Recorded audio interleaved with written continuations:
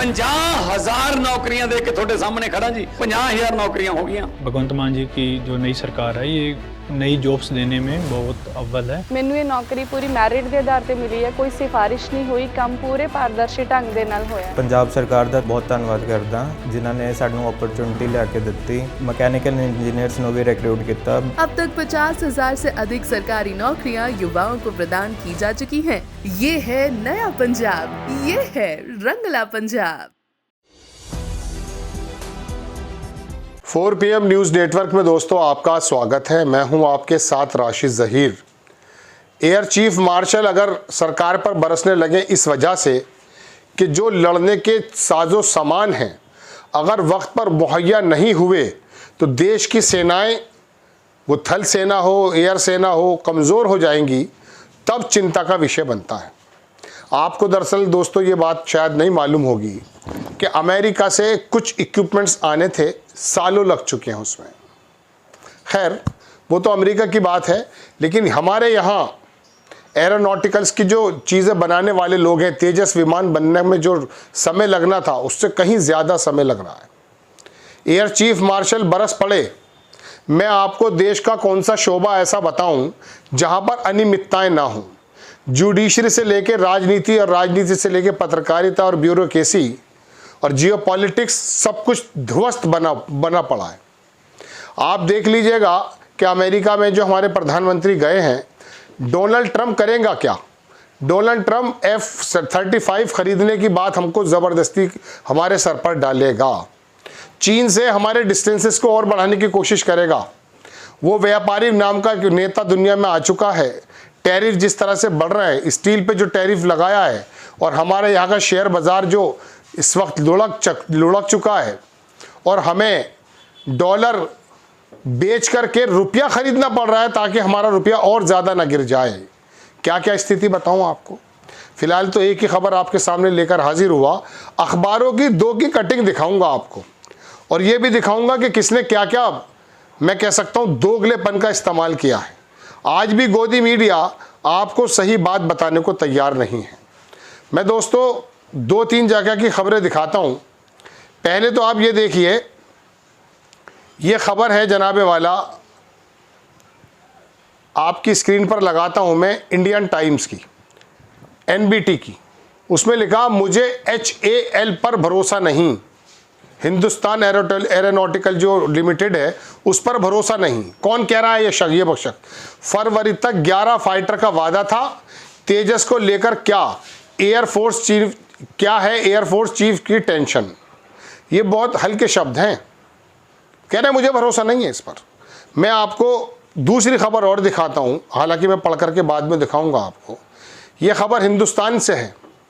वायुसेना प्रमुख AP सिंह को तेजस बनाने वाली कंपनी HAL पर भरोसा नहीं, खुलकर जता दी नाराजगी नहीं जताई है दोस्तों, पूरी तरह से बिफर पड़े हैं।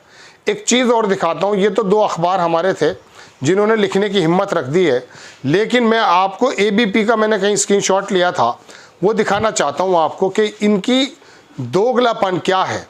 आप देखेंगे तो वाकई आपको लगेगा कि ये क्या चल रहा है देश में। खैर पहले आप खबर देख लीजिए कि अखबार लिखता क्या है।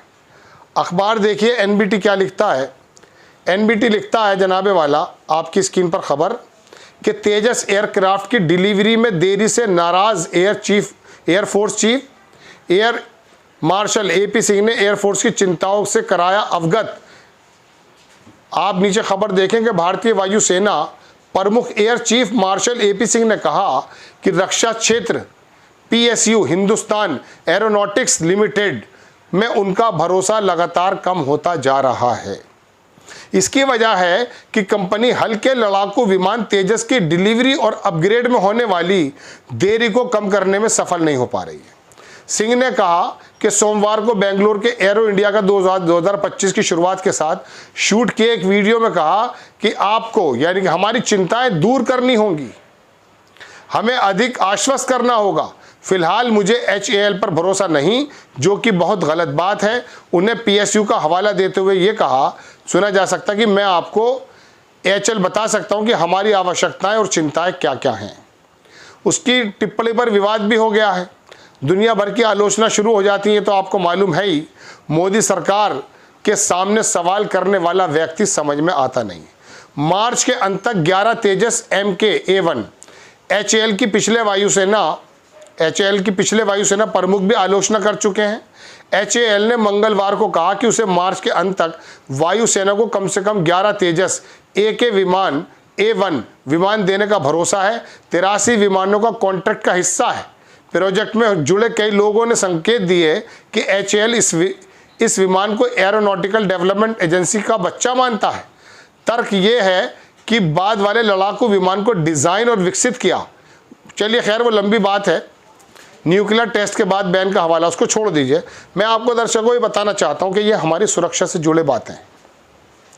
ये वाली बात भी अगर गोदी मीडिया आपके कानों में ना निकालकर महाकुंभ के अंदर व्यवस्थाएं बड़ी चाक चौबंद बता रहे हो तो अलग बात है। एक पत्रकार ये कह रहे थे अभी दोस्तों कि प्रधानमंत्री की, मैं वो शब्द इस्तेमाल नहीं कर सकता, इलाहाबाद के उस पानी में डुबकी लगा करके पेरिस में वो आर्टिफिशियल इंटेलिजेंस पर बखान दे रहे हैं। और देश के हालात क्या हैं कि वायुसेना प्रमुख HAL पर भरोसा नहीं बता रहे हैं और बल्कि बाकायदा नाराज़ होकर के बता रहे हैं कि मुझे आप पर भरोसा नहीं है। अब बात यह है दोस्तों, जो इसी फ्रांस से जब हमने 30 या 35 विमान 36 विमान लिए थे राफेल, मनमोहन सिंह के समय आपको याद होगा ये 100 कुछ का सौदा हुआ था। तय ये था कि आप 30-40 देंगे और बाकी की टेक्नोलॉजी देंगे, हमारे यहाँ बनेंगे। वहाँ पर 100-125 की जगह से 36 विमान की बात हो गई और सिर्फ वहीं से ले आएंगे। और मुकेश अंबानी के छोटे भाई जिसको साइकिल का पुर्जा बनाने का तजुर्बा नहीं है, उसको इसका ठेका दे दिया गया। और फिर हुआ यूं कि वो 500 करोड़ रुपए का था जो मनमोहन सिंह की सरकार ने सौदा किया था, 3 गुना 1500-1500 करोड़ रुपए से ज़्यादा का एक विमान हो गया। जब सवाल उठे तो कहा इसके अंदर कुछ ऐसे औजार हमने लगाए हैं जो हम नहीं बता सकते सुरक्षा की दृष्टि से। कोई दिक्कत की बात नहीं है, लेकिन आप ईमानदारी से बताइए, ये बात गले से नीचे उतारिए कि विमान की, लड़ाकू विमान की कीमत तो 500 करोड़ रुपया है, 1000 करोड़ रुपए के इक्विपमेंट्स यानी कि विमान से ज़्यादा के संभव है, लेकिन 0.1%। आप उसके बाद फिर ये अदालत में चले गए, राफेल का मुद्दा वहाँ पर खुल गया, चोरी डकैती अगर हुई थी तो वहाँ बातें उठने लगीं, या सुप्रीम कोर्ट ने एक्चुअली क्लीन चिट दे दी। फिर भारतीय जनता पार्टी के नेता लोकसभा चुनाव से पहले हर एक शहर में छोटी छोटी मीटिंग करते हुए ये कहते गिन रहे थे कि देखिए सुप्रीम कोर्ट से हमें रिलीफ मिल गई है। इस सुप्रीम कोर्ट से, जिस सुप्रीम कोर्ट के बहुत सारे फैसले देश के लोगों के गले के नीचे नहीं उतरे, इसी सुप्रीम कोर्ट ने देखा है ना कि क्या क्या हुआ है। हम उस पर कोई आवाज़ नहीं उठा रहे, लोगों की बात बता रहे। बहरहाल दोस्तों, ये सुरक्षा से जुड़ा हुआ मामला है। अब ये अमेरिका पहुंचे हमारे प्रधानमंत्री, आप देख लीजिएगा, मैं एक हफ्ते से कहता आ रहा हूँ, ट्रंप इनके ऊपर F-35 जो है ला देगा। हमारे यहाँ बनाने वाली कंपनीज ये समझ लीजिए कि वक्त पर विमान नहीं दे पा रही हैं। एयर चीफ जो वायुसेना के प्रमुख हैं उनको बाकायदा झगड़ना पड़ रहा है। ये क्या विडंबना है।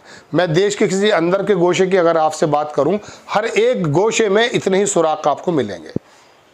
जुडिशरी, मैं बता रहा हूं ना आपको, मैं जिस तरफ भी जाऊंगा उस तरफ आपको गड्ढा मिलेगा। लेकिन गोदी मीडिया आपको ये बता रही है कि साफ सब कुछ चंगा सी है। और हैरत की बात यह है कि प्रधानमंत्री जी के कार्यकाल में, योगी आदित्यनाथ के कार्यकाल में महाकुंभ में लाशों के अंबार लग जाएं, नोटबंदी में लाशों के अंबार लग जाएं, कोरोना की व्यवस्थाएं तरम भरम बन करके हज़ारों लाखों लोग मर जाएं।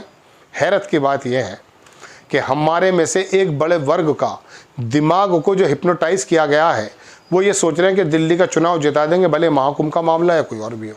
हैरत है, हैरत है। धर्म के एतबार से साधु तांत्रिक ऐसे ही परिवार को बांध देते हैं, सबका सोना, लड़कियां, सब कुछ ले जाते हैं वो लोग। ऐसा देश के अंदर देखा गया।